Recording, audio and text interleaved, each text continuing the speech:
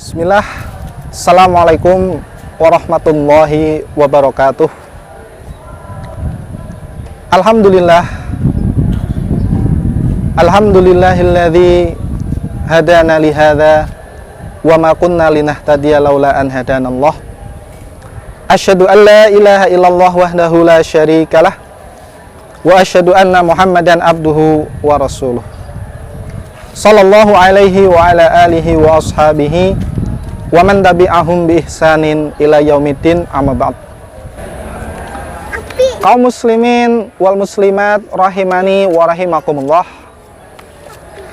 Menuntut ilmu itu adalah amalan yang sangat mulia,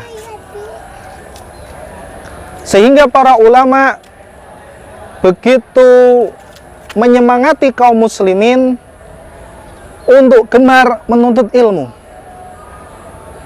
Akan tetapi yang perlu diperhatikan adalah bagaimana caranya menuntut ilmu supaya kita itu berhasil menjadi penuntut ilmu yang sejati yang diharapkan oleh para ulama.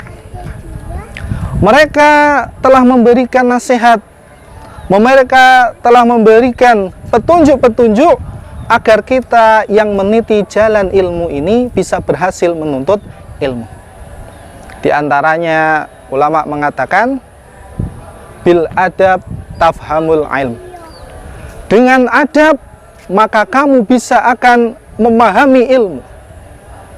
Ini adalah ungkapan yang sangat dalam, yang sangat menakjubkan dari ulama yang ingin agar penuntut ilmu itu bisa berhasil mendapatkan ilmu agama.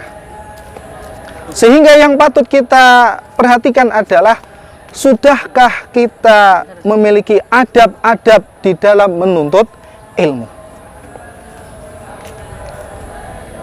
Adab di dalam menuntut ilmu secara garis besar ada 3, yaitu adab terhadap majelis ilmu, adab terhadap diri sendiri sebagai penuntut ilmu, dan yang ketiga adalah adab penuntut ilmu terhadap gurunya.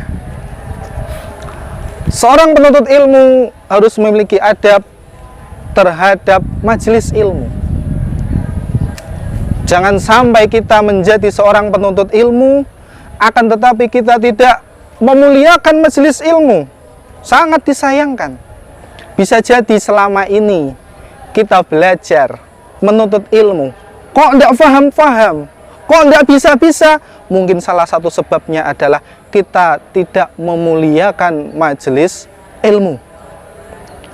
Bagaimana dahulu para ulama, mereka itu sangat memuliakan majelis ilmu.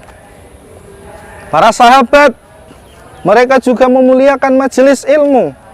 Bahkan ketika mereka sedang menuntut ilmu bersama Nabi Shallallahu Alaihi Wasallam, mereka duduk dengan tenang, diam, penuh konsentrasi mendengar apa yang disampaikan oleh Rasulullah Shallallahu Alaihi Wasallam. Coba kita tengok majelis ilmu sekarang.